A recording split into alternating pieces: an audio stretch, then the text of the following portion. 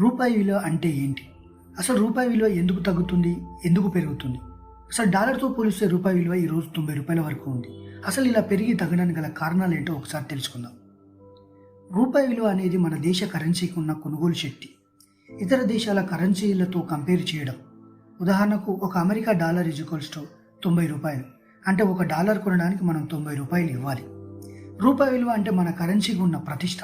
ప్రపంచ ఆర్థిక మార్కెట్లో రూపాయి విలువను ఎవరో ఒకరు అనామకంగా నిర్ధారించరు. ఇది ఫారెన్ ఎక్స్చేంజ్ మార్కెట్, దాన్ని ఫారెక్స్ మార్కెట్ అంటారు. దాని ద్వారా నిర్ధారించబడుతుంది. ప్రపంచ దేశాలన్నీ తమ కరెన్సీలను ఇక్కడ మార్చుకుంటాయి. ఫారెన్ ఎక్స్చేంజ్ మార్కెట్లో రూపాయి కూడా ఒక వస్తువులా వ్యవహరిస్తుంది. ఎవరైనా భారతదేశం నుంచి వస్తువులు కానీ, సర్వీసెస్ కానీ, స్టాక్స్ కానీ కొనాలంటే రూపాయిని కొనాలి. దాంతో రూపాయికి డిమాండ్ పెరుగుతుంది. డిమాండ్ రూపాయికి పెరగడం వల్ల రూపాయి యొక్క వాల్యూ పెరుగుతుంది.